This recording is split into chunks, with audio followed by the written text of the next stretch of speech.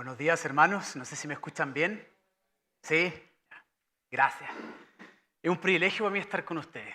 Me encanta poder conocer otros lugares en donde se sirve al Señor. Finalmente somos hermanos, somos parte de la familia en Cristo. No le estoy haciendo promoción a la iglesia donde servimos nosotros. Somos parte de la familia del Señor. Con algunos de ustedes he podido tener el privilegio de compartir, ¿cierto? En algunas instancias, algunos los conozco un poquito más y realmente es un privilegio poder estar en medio de otros siervos del Señor. Así que gloria a Dios por sus hijos. Amén. Quisiera pedirles que me acompañen un segundo a orar y poder entregarnos en este día en las manos del Señor. Padre, gracias te damos, Señor, por el privilegio de servirte. Por sobre todas las cosas, por el honor que nos das de ser tus hijos, Señor. ¿Qué podíamos ofrecerte, Señor? ¿Qué podíamos darte? Nada, mi Señor. Por pura gracia que hiciste en el puro afecto de tu voluntad, Señor, salvarnos. Y hoy día poder disfrutar del privilegio y el honor que significa ser hijos tuyos, tener comunión. Recordar esa noche, Señor, poder, Padre mío, estar juntos compartiendo el pan, bebiendo de la copa, mi Señor, y poder deleitarnos juntos solamente con un propósito, la gloria tuya, mi Señor. Y te pido precisamente que en todo lo que hagamos, en todo lo que digamos, cada cántico, cada palabra, mi Señor, todo lo que se diga en este púlpito, todo lo que oigamos, todo sea solo y nada más que para la gloria de tu nombre. Gracias, mi Señor, por estar con mis hermanos. Señor, todos tenemos preocupaciones, necesidades, pero te pido, permítenos estar entregados a ti, poder servirte en este momento, que sea solo y exclusivo para ti, mi Señor. Permítenos crecer en ti, mi Dios del cielo. Que tu Espíritu cada día más transforme nuestras vidas conforme a tu voluntad y tu deseo. Ser como nuestro Señor y Salvador Jesucristo. Que podamos crecer en el conocimiento de tu palabra y en la aplicación de ella también. Para la gloria tuya. Gracias, mi Señor. Libra, mi Señor, al que comparte tu palabra de robarte la gloria a ti, Señor. Libra, Señor, al que comparte tu palabra y al que oye, de que la vanagloria, el orgullo, mi Señor, quiera arrebatar lo que es tuyo, toda la gloria y la honra. Gracias, mi Señor, te doy, en el nombre de Jesús. Amén. Amén, mis hermanos. Quiero invitarles a que vayan conmigo a Mateo capítulo 5. Vamos a leer del versículo 1 al 12, pero nos vamos a concentrar hoy día solamente en el versículo 1 al 3. Mateo capítulo 5, versículos 1 al 12.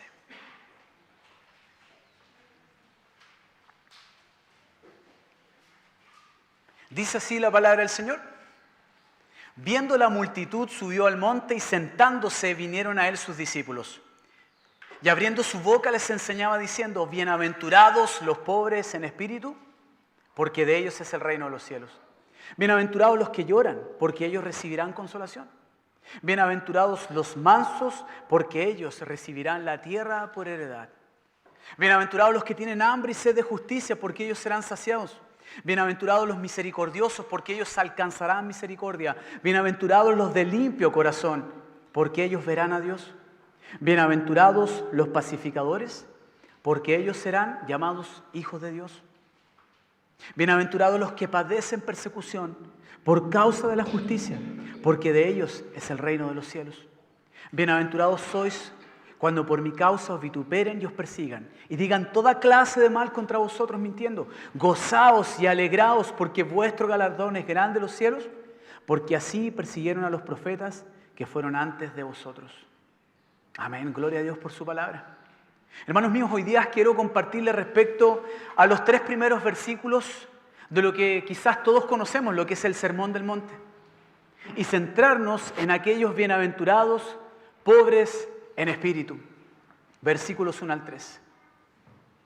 No sé cuántos se recuerdan de los años 2008, 2009, 2010, de una crisis profunda que hubo en el mundo, una crisis económica que afectó a buena parte del mundo. Esa crisis fue muy profunda, mis hermanos. Quizás algunos se acuerden, quizás fue parte de esta crisis. Fíjense que esa crisis trajo varios coletazos y varias repercusiones. El diario El Mundo en aquellos días publicaba la siguiente noticia: la crisis económica responsable de unos 10.000 suicidios. La crisis fue tan profunda que mucha gente no pudo lidiar ni enfrentar lo que fue esa crisis económica.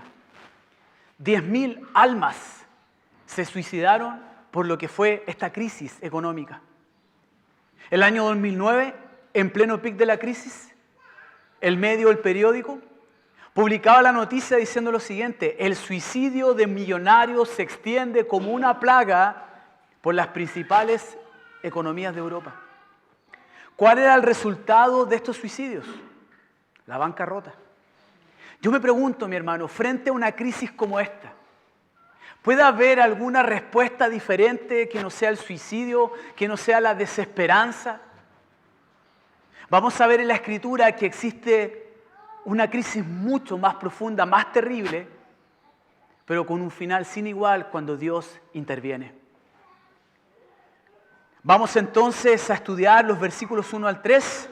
Viendo la multitud, subió al monte y sentándose vinieron a él sus discípulos y abrieron su boca. Les enseñaba diciendo: bienaventurados los pobres en espíritu, porque de ellos es el reino de los cielos. Y hoy día quiero invitarte a que compartamos dos grandes temas respecto a estos 3 versículos. El número 1 es: Jesús enseñó un gran mensaje que también es para nosotros. Y Jesús enseñó quiénes son los que estarán con Él en su reino. ¿Te has puesto a pensar en esto de qué es ser pobre en espíritu? Veamos qué nos dice el Señor en este gran mensaje que también es para ti y para mí y por todas las generaciones. Viendo la multitud, subió al monte y sentándose vinieron a él sus discípulos. El escenario en el cual nos encontramos, en el cual Jesucristo está a puertas de lanzar este extraordinario mensaje, es multitud, discípulos y un monte. Por la inspiración de Dios nos encontramos en el Evangelio de Mateo y Dios quiso que este siervo fuera el que registrara con mayor profundidad y detalle el Sermón del Monte. Y fíjense que el Evangelio de Mateo principalmente apuntaba a una audiencia judía y quería exaltar que Jesús es el Rey. Y acá empezamos a encontrarnos con ciertas antítesis y paradojas. Lo que nos encontramos, la enseñanza que registra Mateo por la inspiración de Dios, es un rey que probablemente no era el rey que esperaba el pueblo judío. Y seamos honestos, tampoco nosotros. Jesucristo vino como un servidor. De hecho, el Evangelio de Marcos exalta precisamente esa característica de Jesús, que Él es siervo. Y Mateo empieza a registrar a un Señor Jesús que es el Rey de Reyes, pero no como esperaba el pueblo judío. No nos olvidemos que estaban bajo la opresión de los romanos. Y quizás los judíos esperaban a un Rey de Reyes que viniera con poder, con gloria, majestuoso, sublime, con riquezas en conquista, superando quizás los mejores días de David y de Salomón. Pero la realidad era otra. La realidad era que nació en un pesebre, lavó los pies de los discípulos. Y su vida fue extraordinariamente mansa y humilde, al punto que Él dijo: imitadme a mí, que soy manso y humilde de corazón. Qué increíble es cómo el Señor Jesucristo nos da un mensaje en este Sermón del Monte y su vida fue una antítesis, totalmente opuesta a las expectativas del pueblo judío. Y nuevamente, tenemos que decirlo, totalmente diferente a quizás como tú y yo hubiésemos esperado si hubiésemos estado ahí en aquellos días. El Sermón del Monte, mis hermanos, se centra principalmente en lo que es el reino de Dios, el reino de los cielos. El teólogo Donald Carson lo decía de esta manera: en el Sermón del Monte no todo el mundo entra en el reino de los cielos, sino que aquellos que son pobres en espíritu, obedientes e incomparablemente justos. Yo lanzo la siguiente pregunta: ¿quién podrá entonces entrar al reino de los cielos? ¿Quién podrá entonces entrar a la vida? Jesús escogió el momento perfecto, las condiciones que Él quería para lanzar este mensaje. No fue en las sinagogas, no fue a la orilla del mar, no fue en la ciudad, sino que fue un monte. Cuando vemos la Escritura hasta esos días nos damos cuenta que los montes siempre tuvieron algún tipo de connotación. ¿Cómo olvidarnos cuando había solo uno que se le permitía subir al monte Sinaí para recibir la palabra de Dios y la voluntad de Dios para el pueblo y para la propia vida de Moisés. Recibió los 10 mandamientos, la ley de Dios y una serie de instrucciones específicas para la vida de ellos. Y aquí hay uno que es mayor que Moisés, el gran Moisés, el gran profeta, el rey de reyes, el sumo sacerdote, el sacrificio perfecto, todo en una sola persona, el Señor Jesucristo. Y Él era que estaba en medio, ya no era un tabernáculo, no era un templo, era Jesús mismo en medio de la gente a puertas de lanzar este extraordinario mensaje. Y es Él ahora el que sube al monte junto con discípulos y sin lugar a dudas, personas que fueron sumando a escuchar sus palabras. ¿Será esto una casualidad? ¿Será esto que el Señor quiso subir al monte, sentarse y lanzar este mensaje? En aquellos días cuando un maestro se sentaba, implicaba que iba a decir palabras profundas, meditadas y pensadas. Y aquí no es solo eso, es el más perfecto mensaje que alguien pueda dar. Es Jesucristo mismo, el verdaderamente hombre, el verdaderamente Dios, el que se encontraba en este lugar para dar este mensaje. Por lo tanto, la connotación de lo que vamos a ver hoy, mis hermanos, es increíble, profunda. Es el mensaje de Jesús para los que estaban en ese lugar, pero también para nosotros. Está en la palabra inspirada, perfecta por Dios, para todas las generaciones. Gloria a Dios por su palabra, gloria a Dios por el mensaje que el Señor nos da. El versículo 2 decía, y abriendo su boca les enseñaba diciendo. Hermano, quiero que medites por un segundo en esto. No está hablando de la boca de un mensajero, no está hablando de la boca de un enviado, no es la boca de Moisés, no es la boca de Isaías, de Jeremías. Piensa en los mejores siervos de las distintas etapas y edades en las cuales el Señor envió servidores suyos, profetas, reyes, jueces. Estamos hablando del mismísimo Señor y Salvador Jesucristo. Y la palabra dice su boca. ¿Puede haber una boca más perfecta y sublime que la de Jesús? ¿Puede haber una palabra más profunda y perfecta que la de Jesús? Para recordar un poco de quién estamos hablando, el apóstol Juan decía en Juan 1, versículos 3, 4 y el 9, todas las cosas por Él fueron hechas y sin Él nada de lo que ha sido hecho fue hecho. En Él estaba la vida y la vida era la luz de los hombres. Aquella luz verdadera que alumbra a todo hombre venía a este mundo. Ese Dios creador de luz y vida venía como el verdaderamente hombre, el verdaderamente Dios, y estaba a punto de lanzar su mensaje. ¿Te das cuenta de la connotación y lo profundo que es esto? ¿Te das cuenta de la seriedad increíble, de la grandeza del sermón que Jesús está a punto de lanzar? ¿Te has puesto a pensar qué lo que era estar ahí con Jesús? ¿Que Él estuviese sentado? Hermanos míos, acabo de leer lo que Juan describe en el capítulo 1 de quién es este Jesús. Ponte a pensar que Él está sentado ahí. Dios, la segunda persona de la Trinidad, está ahí como hombre, pero siempre siendo Dios. ¿Cómo habrán sido sus palabras? ¿Cómo habrá cortado el aire, la atmósfera? ¿Cómo habrá llegado a los oídos y a los corazones? ¿Cómo habrá estremecido a cada oyente? Hermanos míos, nadie podía quedar igual al escuchar a Jesús. O te rendías a Él, o lo amabas y lo querías seguir, o lo rechazabas y lo odiabas, hasta la muerte de la cruz. Fíjense que fue tan impactante lo que Cristo hizo en su mensaje, que cuando finaliza el Sermón del Monte, en Mateo se nos relata, cuando terminó Jesús estas palabras, la gente se admiraba de su doctrina, porque les enseñaba como quien tiene autoridad y no como los escribas. Mateo capítulo 7, versículos 28 al 29. Y fue la única vez que la gente quedó impactada, cuando los religiosos enviaron a los alguaciles para apresar a Jesús y regresaron los alguaciles delante de los fariseos. Le preguntaron, ¿por qué no la habéis traído? Los alguaciles respondieron, jamás hombre alguno ha hablado como este hombre. Juan capítulo 7, versículos 45 y 46. Son las palabras de Jesús, el verdaderamente hombre, el verdaderamente Dios, el amo y Señor de todo lo que hay, de quien se describe en el capítulo 1 de Juan. Y Él es quien está lanzando este mensaje. Nadie puede quedar igual cuando escucha de Cristo. O es admirado, te rindes a Él, vives para Él, lo amas, o lo rechazas y te condenas a la perdición eterna. Juan el Bautista ya estaba encarcelado y el Señor Jesús iniciaba su ministerio.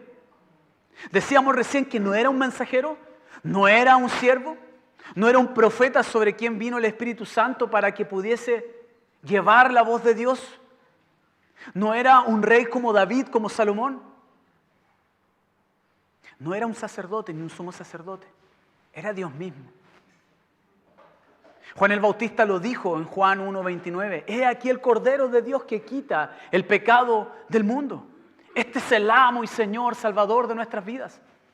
A quien le debemos todo por su misericordia y su gracia. Es el perfecto predicador. La segunda persona de la Trinidad, decíamos. El que está lanzando el más perfecto mensaje. Hermano, quiero darle connotación al que el sermón del monte no es cualquier sermón. Es dado por Jesús, por Dios. Amén. Y no solo eso. No solo Cristo lanza un mensaje que es sin igual.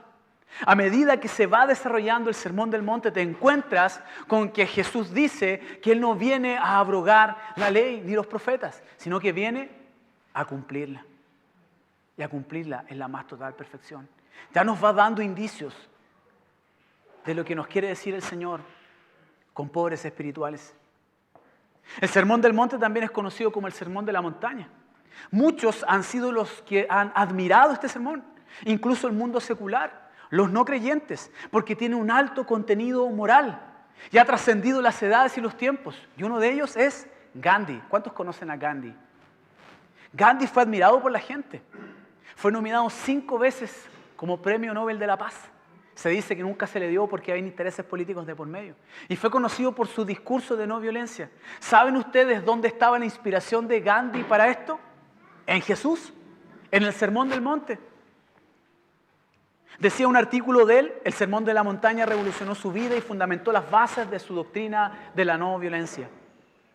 A Gandhi lo invitaban a dar discursos, incluso en Navidad, para que hablara de Jesús.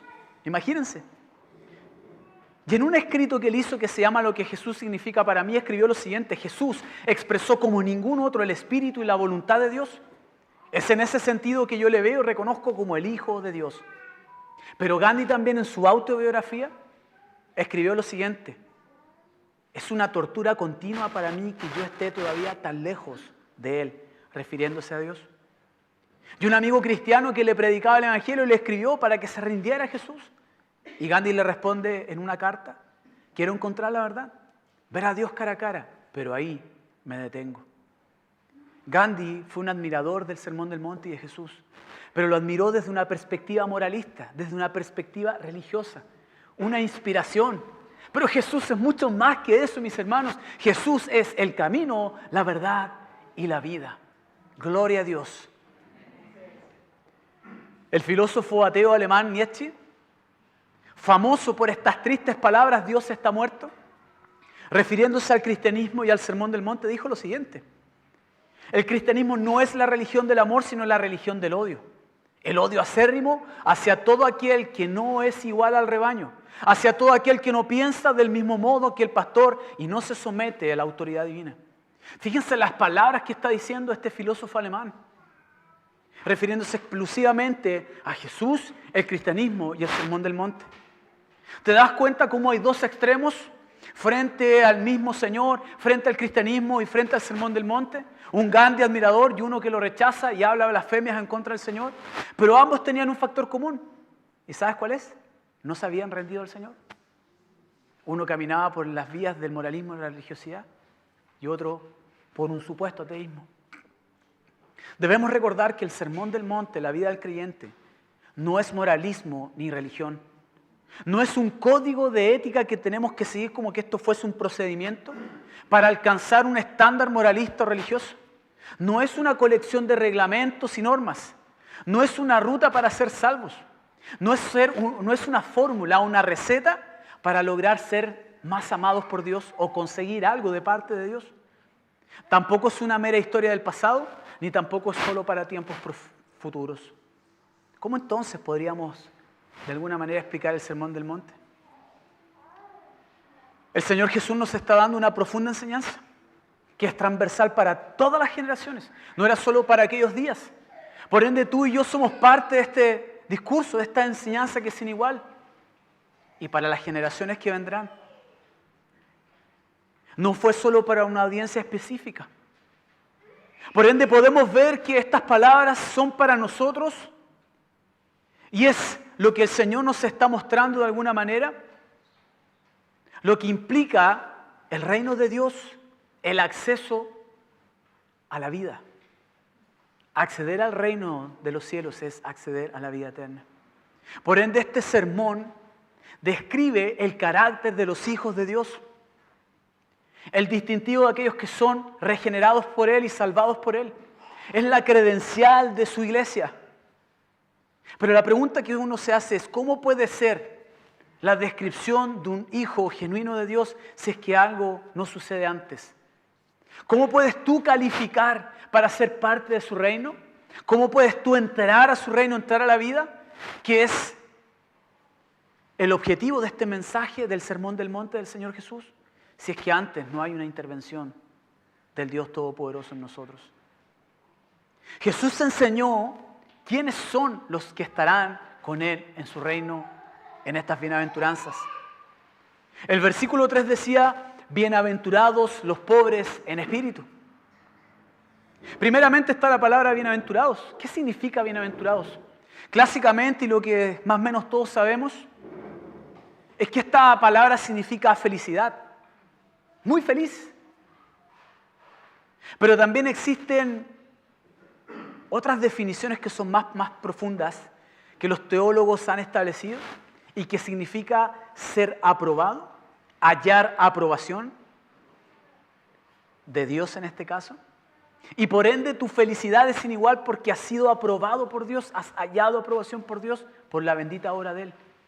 Entonces eso nos permite entender mejor la magnitud, la profundidad de esa felicidad. Hermanos, tú eres bienaventurado por ser hijo de Dios. ¿Lo vives así? A pesar de las adversidades, de las circunstancias externas, esa bienaventuranza nada ni nadie la puede borrar. No estamos hablando que no vas a tener problemas en el mundo. Jesús dijo, en el mundo tendréis aflicción, pero confiad, yo he vencido el mundo. Y paradójicamente dice, gozaos y alegraos cuando venga la persecución, cuando padezcan por causa de mi nombre. Son las dos bienaventuranzas finales. ¿Qué clase de gozo y felicidad es esa? ¿Qué clase de bienaventuranza? Es antítesis pura frente a lo que el mundo conoce como felicidad y gozo. ¿Qué hace que un cristiano viva una felicidad totalmente opuesta a la del mundo? Veamos qué dice primeramente el mundo respecto a la felicidad. La RAE define la felicidad de la siguiente forma: estado de grata satisfacción espiritual y física. Persona, situación, objeto o conjunto de ellos que contribuyen a ser feliz. Por ejemplo, mi familia es mi felicidad. Ausencia de inconvenientes o tropiezos, viajar con felicidad. Cuando tú meditas en esto, da la sensación que estas definiciones de felicidad son muy parecidas y correctas frente a lo que un cristiano vive. Lamento decirte que son definiciones que no calzan en la vida de un creyente. Estado de grata satisfacción espiritual y física. La vida del creyente no es un estado. Esta bienaventuranza no es temporal. Hermanos míos, somos nuevas criaturas y tenemos una nueva vida por la intervención de Dios en nosotros. Esto es eterno, vida eterna, acceso al reino de los cielos. No se trata de personas, situaciones, objetos ni conjuntos de ellos. Nada en este mundo, ni nada de lo que tú puedas hacer o buscar puede darte una felicidad o una bienaventuranza de la que Cristo está hablando en su Sermón del Monte. Dios es nuestra felicidad. Él no contribuye a tu felicidad. Él es la felicidad del creyente. Y glorificar a Dios es nuestro deleite. ¿Es así para ti? ¿Es glorificar al Señor y vivir para Él un deleite? Incluso frente a la adversidad, frente a la persecución, como en tantos textos bíblicos el Señor nos enseña en su palabra. No es ausencia de inconvenientes o tropiezos. No es viajar con felicidad. Sí habrán inconvenientes, sí habrán tropiezos, sí habrán dificultades, hermanos.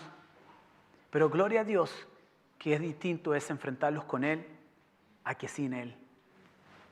Cuando Dios extiende sus beneficios eternos, inmensurables, invaluables, tú eres un bienaventurado.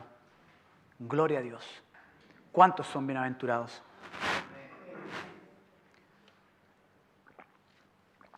Bienaventurados los pobres en espíritu. Entonces, ¿qué significa esto de ser pobre en espíritu? Lo que no es un pobre en espíritu.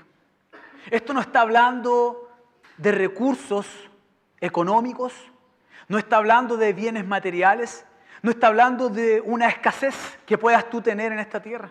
No está hablando de necesidades terrenales, por genuinas que sean y correctas que sean. Esto es mucho más profundo. No está hablando de carencias como el mundo vive las carencias, aunque sean necesidades reales y genuinas aquí en tierra. Esta pobreza no tiene relación con una escasez material, ni tampoco se refiere a una pobreza signo igual, humildad como el mundo conoce la humildad.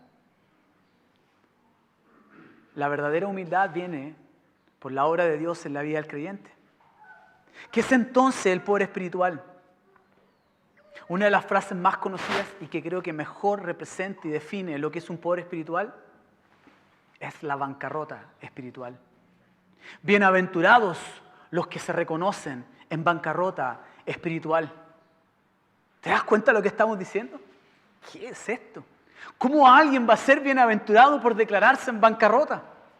Qué maravillosa es la antítesis que el Señor Jesucristo está lanzando, porque Él, sus enseñanzas y el camino del creyente no es conforme al mundo va. No estamos en las carreteras anchas del infierno, estamos en el camino angosto de la vida por la gloria de su nombre. Nuestros propósitos de vida, nuestros objetivos, nuestro andar no es como el mundo lo vive. Dios transforma todo para que tu único objetivo, tu único deseo sea vivir para la gloria de Él. Eres un bienaventurado. Pero antes sucede algo. En el mundo veíamos cómo la bancarrota trajo 10.000 muertes solamente en algunos países del mundo, de acuerdo a una revista científica que estudió esto de los suicidios en Europa. Pero en el caso del reino de los cielos, la bancarrota es totalmente diferente. La bancarrota te lleva de bancarrota a riqueza, porque Dios interviene. ¿Te das cuenta que la antítesis sigue? Por eso la Escritura dice que el Evangelio es locura para el mundo, pero salvación para el que es salvado por la gracia del Señor.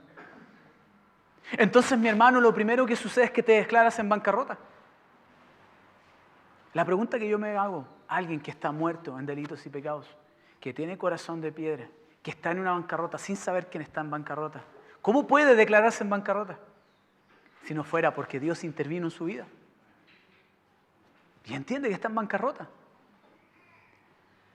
En Chile, cuando una persona se declara en bancarrota, es cuando a una persona le es imposible responder a sus obligaciones económicas y financieras, pagos.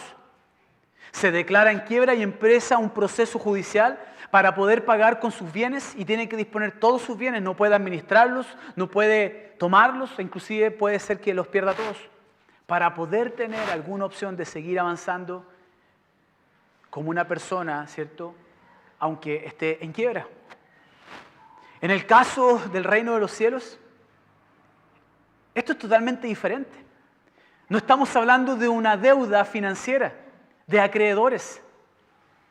A quien tú le debes y que eres culpable por esa deuda es al mismísimo Dios, al Todopoderoso. ¿Cómo podríamos nosotros pagar nuestras deudas cuando estás hablando del Todopoderoso?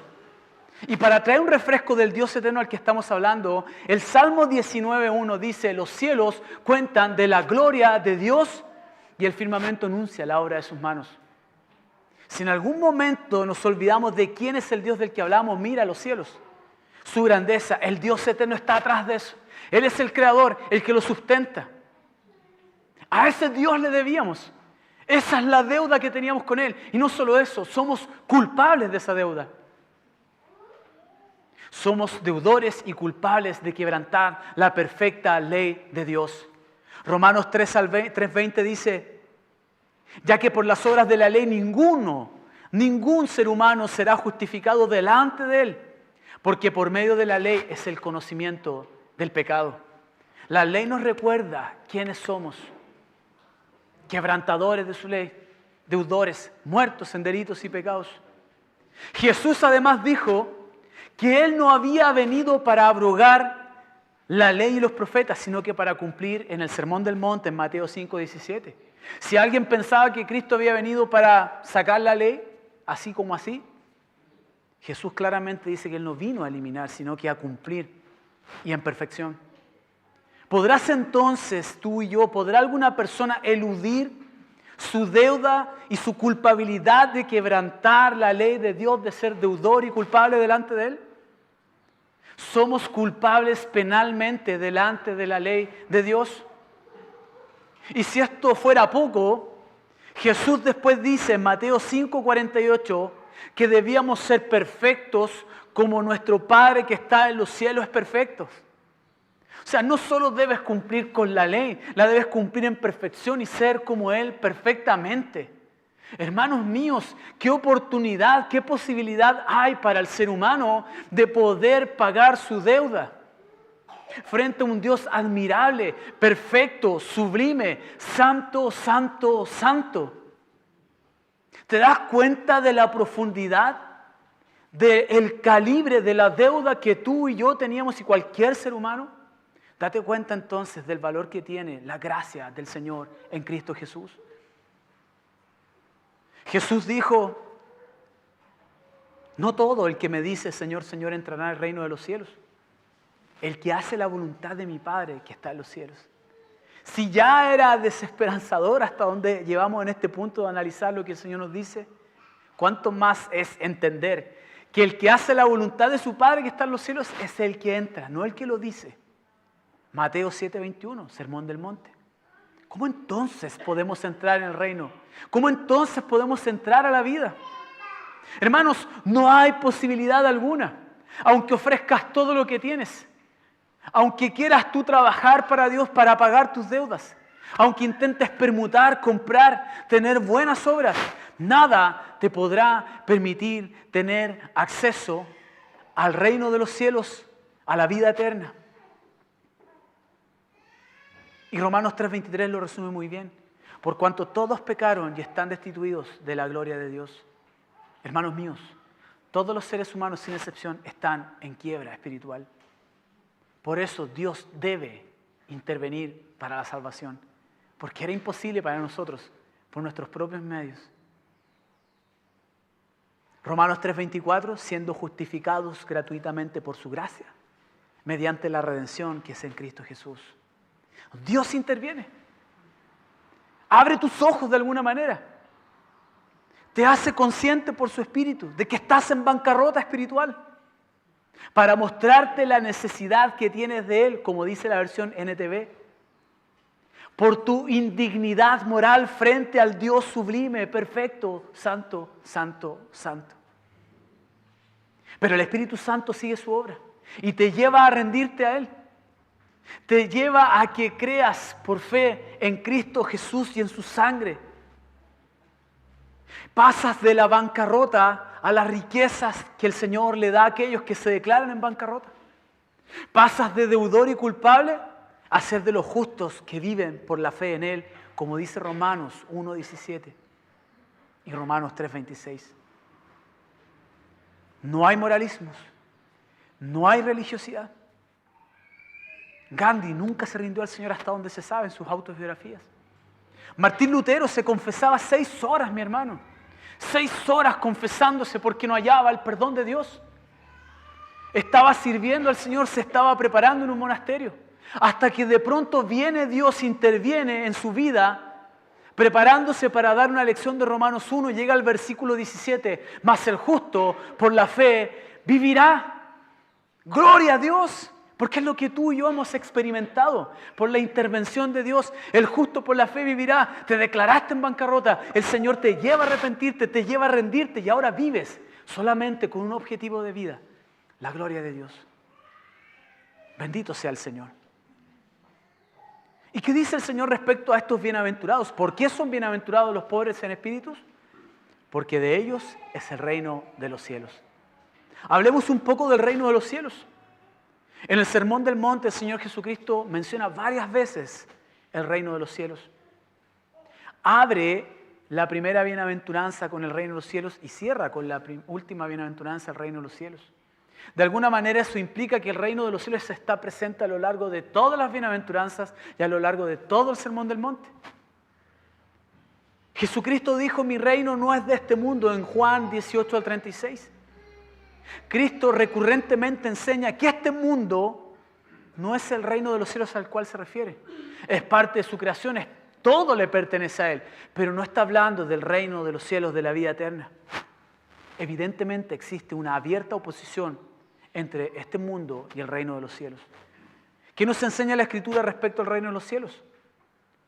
En Mateo 4:17, el Señor Jesucristo comienza su ministerio y empieza a predicar. ¿Y qué predicaba? Arrepentíos, porque el reino de los cielos se ha acercado. ¿No es lo que tú y yo hacemos cuando nos declaramos en bancarrota por la intervención del Señor? Un arrepentimiento tan profundo que no puede venir solo de un corazón humano. Viene por la obra de Dios que ilumina al hombre, que le muestra su condición de bancarrota. En Juan capítulo 3, versículos 3 al 8, el Señor Jesucristo explica que para entrar en el reino, para entrar en la vida, es necesario nacer de nuevo y nacer por su Espíritu. ¿Cuántos se acuerdan de esa conversación que tiene el Señor? En Lucas 17:21 dice que el reino está entre nosotros. El apóstol Pablo dice en Colosenses 1, versículos 13 al 14, que los redimidos por su sangre han sido librados de la potestad de las tinieblas y trasladados al reino de su amado Hijo. Y en el Sermón del Monte, Mateo capítulo 6, versículo 10, Jesús nos enseña a orar, venga a tu reino. Queriendo decir que este se extienda y que otros puedan entrar en él. Nuestro deber de predicar el Evangelio, de que otros que el Señor quiere traer, que han de declararse en bancarrota, vivan para Él y que su reino será consumado en su venida, como 1 Corintios 15, 24, 26 nos enseña. Es evidente que existe un aspecto presente en el caso del reino de los cielos, pero también uno futuro. En el Nuevo Testamento vemos cómo el reino se heredará en el futuro, cuando Cristo vuelva, cuando se consume. La vida eterna, aunque ahora ya somos parte de la vida eterna, uno dice, en este lado de la vida eterna, en aquellos días se consumará en plenitud. Todo eso es lo que recibe el pobre espiritual, ser parte del reino, con un futuro venidero tan increíble, que transforma tu vida presente. ¿Te has puesto a pensar, mi hermano, pensar en la vida eterna? Pensar en estar siempre, por siempre, y para siempre, y para siempre, y para siempre. Nuestras mentes ni siquiera entienden el concepto de lo infinito. Una persona finita no puede entender lo finito. Un pecador no puede entender lo sublime y lo santo que es Dios. Pero nuestra esperanza es tan increíble que tu vida cambia y tu vida se rige por lo venidero, por la obra de Dios en tu vida. No te olvides, mi hermano, el pobre espiritual no tenía nada que ofrecerle al Señor. Estaba en bancarrota, al igual que ese ladrón que estaba a su lado, que se declaró en bancarrota al decir, acuérdate de mí cuando vengas en tu reino. Para entonces venir la gloriosa respuesta del único que puede sacarte de esa condición de bancarrota. De cierto te digo que hoy estarás conmigo en el paraíso, porque de ellos es el reino de los cielos. Gloria a Dios. Veamos, mis hermanos, entonces, cómo nosotros podemos hacer una aplicación real de esto. Quizás muchos están pensando y recordando cuándo fue su primer día, cuando se declararon en bancarrota, cuando comenzó el primer día del resto de sus vidas. Pero el reino de Dios es presente, mi hermano. Y quiero ir cerrando esto con esa reflexión, que esto no es historia, no es parte, ¿cierto?, de tu diario de vida. Fue el primer día en donde impactó Dios tu vida y comenzaste a vivir con el propósito de servirle y honrarle a Él. Y quiero que medites en esta reflexión y en esta frase. Toda la vida para la gloria de Dios. Toda tu vida para la gloria de Dios. Nada puede estar fuera de esa reflexión. No hay notas al pie, no hay exclusiones. Toda tu vida debe ser para la gloria de Dios. ¿Lo crees así? Jesucristo nos enseña en Mateo capítulo 13, versículos 44 al 46. Además, el reino de los cielos es semejante a un tesoro escondido en un campo, el cual un hombre halla y lo esconde de nuevo. Y gozoso por ello va y vende todo lo que tiene y compra aquel campo. También el reino de los cielos es semejante a un mercader que busca buenas perlas, que habiendo hallado una perla preciosa, fue y vendió todo lo que tenía y la compró. Hermanos, ¿qué es este mundo? Sus ofrecimientos, incluso su oposición, su declaración de guerra en contra de Jesús y sus seguidores, versus lo que es el reino de los cielos, que es como un tesoro escondido, que es como la perla preciosa de gran precio. Esas enseñanzas nos muestran que todo lo dejas para entregarte al Señor y acceder a la vida eterna. Y no por tus méritos, por la bendita obra de Dios. Pero sabemos bien que en esta ecuación de vida, en donde lo más importante es Dios, existe una variable que nos corresponde a nosotros. Y eso es la diligencia del creyente, es la vigilancia del creyente, es amar al Señor como lo ordena el gran mandamiento, con todo tu ser, con toda tu mente, con todo tu corazón, con todas tus fuerzas, todo lo que tú eres, toda la vida para la gloria de Dios. Y eso es presente, mi hermano. En los tiempos venideros ya no habrá llanto ni dolor. No habrá ni sol, ni luna, ni estrellas, porque no habrá necesidad, porque uno va a ser la luz de ese lugar. Dios es luz. ¿Dónde está la oportunidad, el privilegio, el honor y el mandato de vivir para la gloria de Dios si no es aquí? Dios permita que seamos como el mismo Señor Jesucristo nos dijo a los 12 años de edad: en los negocios de mi Padre me es necesario estar. Lucas 2:49. Y que nada entrampe tu camino angosto por el cual estás transitando, no porque te encontraste con la puerta angosta, la tocaste y pasaste, porque Dios te puso ahí, porque Dios te salvó, con el único propósito de que vivas una vida de adoración, no conforme a tus reglas ni las mías, conforme a la voluntad de Dios expresada en su palabra bendita. ¿Cuántos desean tener una intimidad y una relación personal con Dios sin igual? ¿No es lo que han estado estudiando en Juan? Ponte a pensar, mi hermano.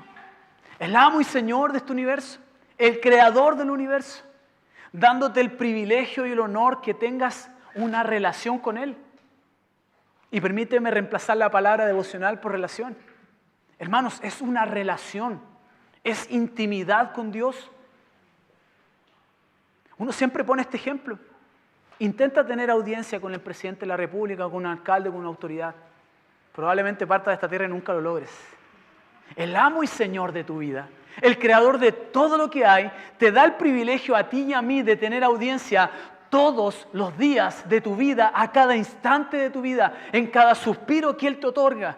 La pregunta es, ¿para qué Dios te da el suspiro? Si no es para servirle a Él, rendirte a Él y vivir para su gloria. Un día te declaraste en bancarrota porque Él tocó tu vida. ¿Acaso ahora no debemos vivir en esa condición de bancarrota entendiendo que necesitamos al Señor? ¿Quiere el Señor que seamos como el rey David mientras estaba en el desierto? Probablemente perseguido por Absalón, su propio hijo. En donde escribe el Salmo 63 y el título es Dios, satisfacción del alma. ¿Es Dios la satisfacción de tu alma? Y en el versículo 1 dice, mi alma tiene sed de ti. Mi carne te anhela. Esto es tan profundo que toda tu vida integralmente necesita desesperadamente de Dios. Y en el versículo 8, está mi alma apegada a ti. Y no porque yo me adherí a ti, porque tú me trajiste, Señor. El mismo Señor Jesucristo, en Jesús la vid verdadera, en Juan 15:5 dice, porque separados de mí, nada podéis hacer. ¿Lo crees así? Hermanos, esto no es negociación. Y cuando analizamos nuestras vidas y nos ponemos a pensar en nuestras vidas, da la sensación que a veces queremos negociar con Dios. Un día te declaraste en bancarrota, pero ahora debemos vivir entendiendo esa declaración, que sin Cristo nada podemos hacer y que tú y yo le pertenecemos. Pablo dijo en Romanos 1:1, yo, esclavo de Jesucristo. ¿Decimos eso a diario? Si el Señor es el amo de mi vida y yo soy su esclavo, qué privilegio ser esclavo del Señor. ¿Vivimos conforme a esa declaración? ¿Vivimos conforme a esa declaración de bancarrota? ¿O ese primer día del resto de tu vida fue solamente ese hito aislado? Hemos de vivir entera y completamente rendido a la voluntad de Dios, al servicio del reino. Hermano, la vida del hombre es frágil. Un perro chico es más resistente que el ser humano físicamente. Así de frágil es la vida. Nuestra vida pasa tan rápido. ¿Qué hacemos con cada día y cada segundo que el Señor nos otorga para Él? Somos hijos de Dios, somos parte de su reino. Su majestad, el Señor, te ha hecho súbdito de su reino. Borró esa deuda incalculable, impagable, que te tenía en bancarrota, de la cual ni siquiera eras consciente hasta que Él intervino, y cargó toda tu deuda, toda tu culpa penal en esa bendita cruz. Hermano, vive para la gloria de Dios, vive para complacer al Señor, vive para hacer su voluntad. Aquel que te llevó a declararte en bancarrota es el amo y Señor de tu vida. Toda la vida para la gloria de Dios. ¿Cuán grande distancia hay entre reconocer y admirar a un maestro, a Jesús como un maestro, como lo hacía Gandhi? A rendirse a Él, entregarse a Él y vivir para Él. Y que tus deseos son solamente unos, el deseo de Dios. No hay religión, no hay moralismo, no hay caminos que te puedan llevar a la vida eterna. Si un día el Señor obró en ti y en mí, hermano, y eres consciente de la necesidad que tienes del Señor, de que estabas en bancarrota, para entregarte al Salvador y rendirte a Él para siempre, entonces vivamos rindiéndonos al Señor a diario. Vivamos entonces para sus deseos y que toda tu vida glorifique al Señor. La gloria de Dios es algo que es sublime. Pensar que todo se trata de Él y no de ti. Y esto tiene explicaciones específicas en nuestras vidas. No es solo tener una vida de intimidad con Dios, hay una aplicación diaria. Hermanos, hasta las decisiones que parecieran ser más simples son para la gloria de Dios. El auto nuevo que te compraste glorifica al Señor. El trabajo nuevo que estás buscando o que aceptaste glorifica al Señor. El cambio de iglesia que estabas procurando glorifica al Señor. Se empieza a complicar esto y la lista se empieza a hacer extensa. Que todo sea para la gloria de Dios. Quizás alguien aquí ha reflexionado en esto y quizás el Señor ha tocado su vida. Gloria sea al Señor, porque aún es tiempo para poder rendirnos a Él y servirle como le complace.